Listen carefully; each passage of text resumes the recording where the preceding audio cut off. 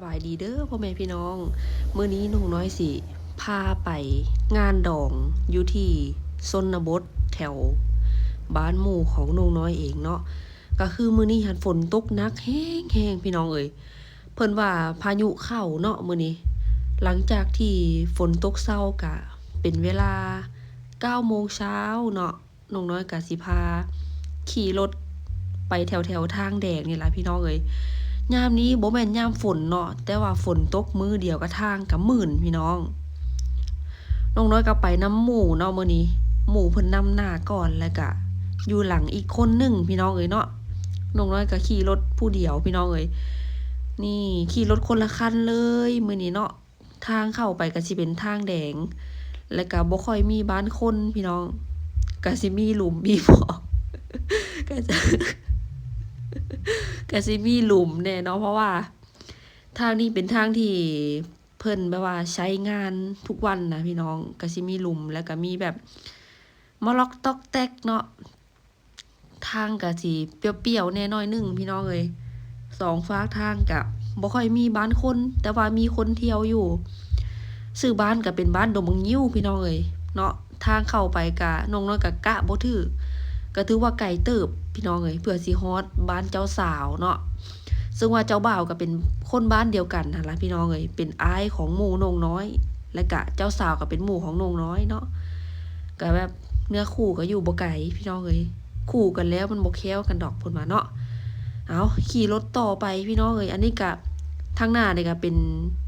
ว่าที่เจ้าสาวได้พี่น้องเอ้ยนี่วันที่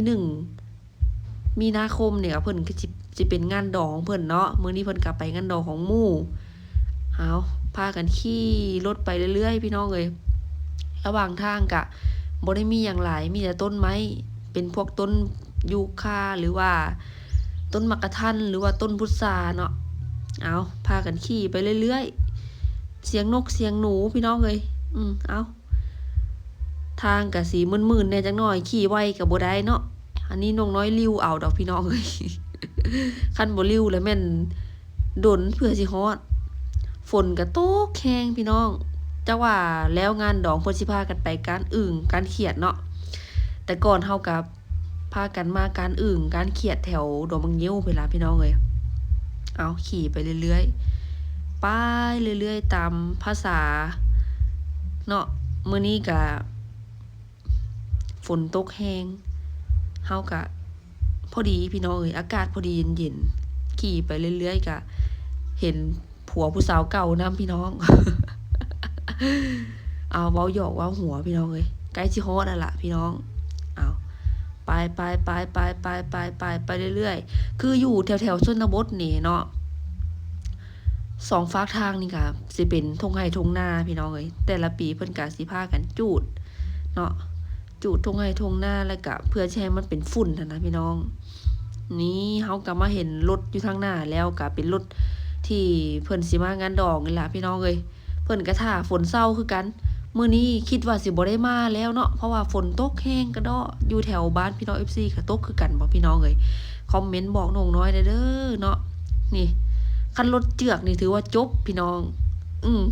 รถเจือกถือว่าจบเสื้อผ้านี่ถือว่าเปื้อนเลยพี่น้องเอ้ยคือสมัยเรียนเนาะคือบ้านนี่นะ หมู่นกน้อยหันหลายแห้งพี่น้องเอ้ยสมัยเรียนนี่ถ้าฝนตกแห้งนี่น้ำสิท่วมทางเนาะออกมาเรียนบ่ได้พี่น้องเอ้ยเนาะมาฮอดแล้วได้พี่น้องเอ้ยมาฮอดแล้วก็ตกใจบัดนี้มันบ่มีคนพี่น้องเบิ่งนี่ตกใจว่าอ้าวบ่แม่นเพิ่นเลิกแล้วบ่เนาะที่แท้น่ะเพิ่นยังบ่ได้แห่เขยมาพี่น้อง เ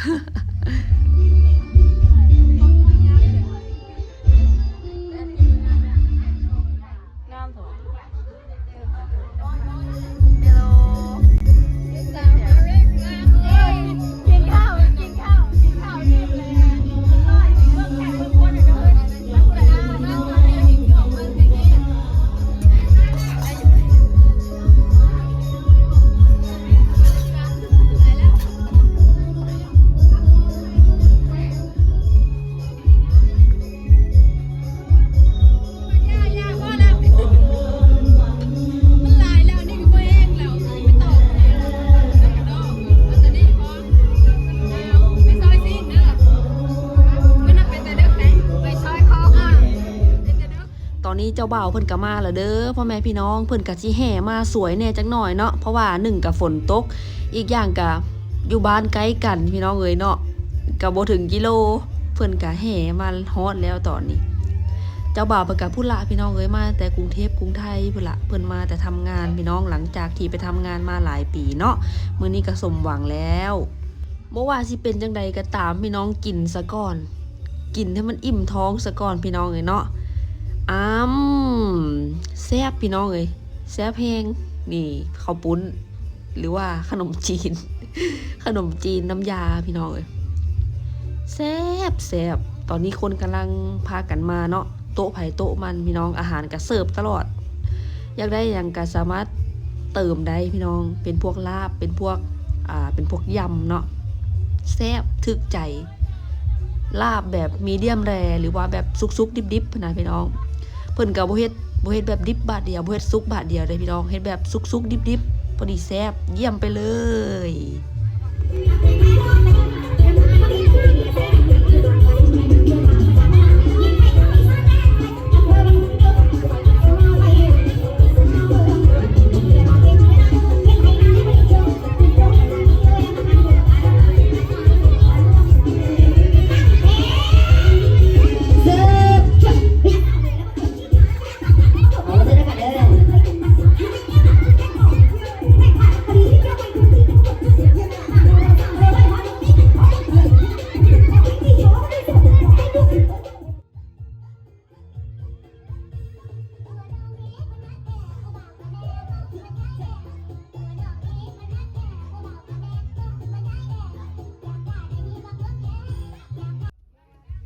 มานี่กะหมู่น้องน้อยกะพามาตำข้าวปุ้นกินได้พี่น้องเอ้ยเพิ่นว่าเพิ่นอยากกินตำข้าวปุ้นแซ่บๆเพิ่นว่าเนาะหลังจากที่เพิ่นไปทำงานอยู่เวียงจันทน์หลายปีเนาะเพิ่นก็กลับลงมางานดองเสี่ยวมูลเสี่ยวมั่งพี่น้องเอ้ยเนาะเฮาก็เป็นหมู่กันมากะ10 ปีแล้วได้พี่น้องเอ้ยตั้งแต่เรียนม.1 พุ่นล่ะเพิ่นก็กลับมาบ้านก็ยังจื้อพี่น้องเพิ่นก็บ่ได้ลืมหมู่ลืมคู่เนาะมื้อนี้เพิ่นสิมาตำข้าวปุ้นสู่กินเพิ่นว่าสิตำแซ่บๆจักบาทตำสุดฝีมือเอาหลังจากนี้ก็ปาดมะเขือส้มลงไปอัดชึบมักส้มก็ใส่ส้มพี่น้องเอ้ยเนาะเอาปาดลงไปเลยมะเขือเทศหรือว่ามะเขือส้มพี่น้อง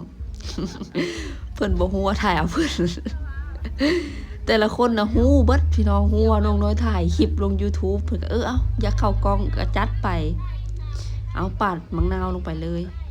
มักส้มๆเพิ่นว่าให้สวงวะหลังจากที่จิบเบียร์มาเป็นเวลานานเนาะเอาปาดลงไปเลยมาเบิ่งน้ำกันพี่น้องเอ้ยว่าหน้าตาสิเป็นจังไดปาดลงไปแล้วก็สิมาตำได้บาดนี้เนาะใส่บะแดกลงไปแล้วก็สิมายวกได้บาดนี้เอาใส่น้ำตาลลงไปก่อนยวกได้บาดนี้เนาะเอามาตำบาดนี้ทางขานี่ก็เมาเลยพี่น้องเอ้ยนี่เพิ่นว่าสิมาเฮ็ดแจ่วกินมักกะทันเพิ่นว่าพุทราส้มๆอะไรพี่น้องเอ้ยเพิ่นก็เมาเพิ่นก็เต้นจนเต้นฮอนแอวมาเมื่อยแล้วเพิ่นก็อยากเข้าแล้วบาดนี้เนาะเพิ่นว่าสิมาแบ่งเอาตำข้าวปุ้นจักหน่อยเพิ่นว่าเนาะเอาอันยวกโอ้ยเป็นตาแซ่บเด้พี่น้องเอ้ยนี่เอาจักผู้สาวไปดอกพี่น้องเอ้ยผู้สาวไปบ่ฮู้แต่หมู่เฮาเด้อพี่น้องนี่อันทางข้างเนี่ยบ่ได้แม่นหมู่เด้พี่น้องบ่ได้แม่นหมู่น้องน้อยเด้ทางข้างนี่จักมาแต่ไสเมาแล้วก็มาหาเว้าสู่ฟังนี่เป็นตาแซ่บบ่พี่น้องซีมก่อนเพิ่นว่ารสชาติโอเคอยู่บ่ทางข้างคือสิซีมนำได้เพิ่นว่าเป็นจังได๋เพิ่นว่าจางเพิ่นว่าจางแล้วก็ใส่ปลาแดกลงอีกหน่อยนึงพอดีแซ่บพี่น้องเอ้ยเนาะเอาปลาแดกแซ่บสวรรค์พี่น้องนี่จื้อเอาเด้อจื้อเอาเลยกะซื้อมาเฮ็ดตำกินพี่น้องเอ้ยปลาแดกแซ่บแต่แซ่บก็บ่แซ่บซ้ำปลาแดกหมี่ดอกพี่น้องเอ้ยลองสั่งปลาแดกหมี่ลงไปซิมเบิ่งแซ่บพี่น้องตำหยังก็แซ่บแกงหยังก็อร่อยบ่ต้องใส่น้ำปลาเพิ่นว่าคันใส่น้ำปลาแล้วเค็มตื้มเนาะเอาซ้ำนี้ก็พอดีแซ่บพี่น้องเอ้ยเอาเสร็จสมบูรณ์แล้วก็ตักใส่จานได้บาดนี้เนาะน้องน้อยสิไปหาจานกันเด้อพี่น้องเอ้ยไปก่อนอ้าวได้จานเลยก็เทลงเลยเพิ่นว่านี่ยั่วลงไปโอ้ยเต็มจานเอาเหาะพี่น้องเฮาก็ได้ขั่วซีนมาหน่อยนึงพี่น้องเอ้ยเนาะ เอา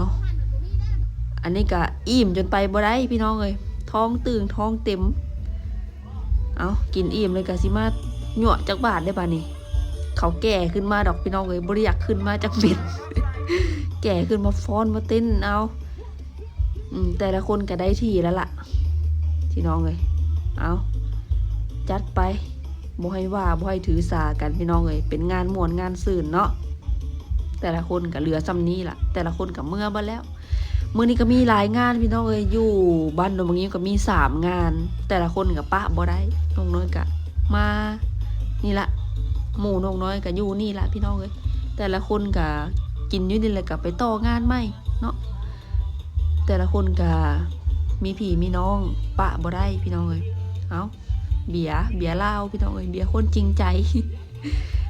แต่ละคนกินเข้าไปก็เมาจักจริงใจบ่จริงใจเมาแล้วก็เว้าไปทั่วทิพย์ทั่วแดน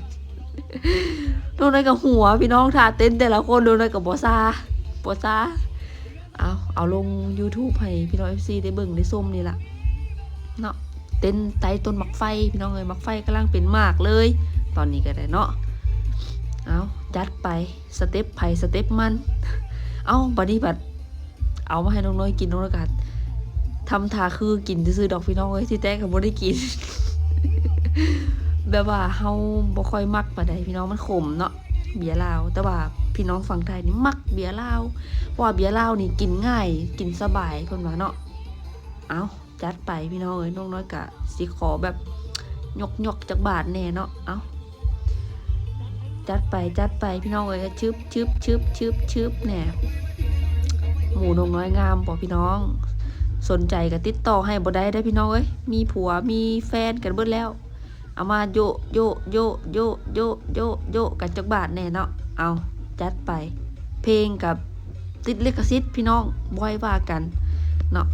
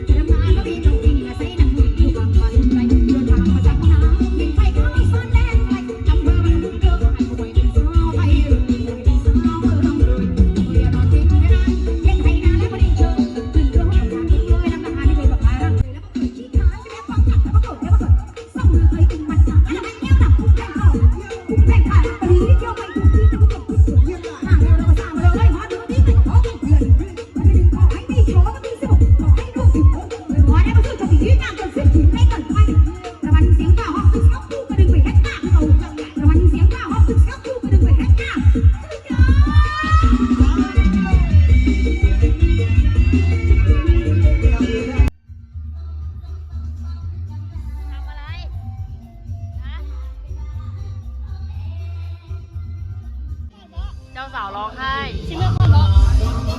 ป็นยังไงเนี่ยอยู่เอาเด้อ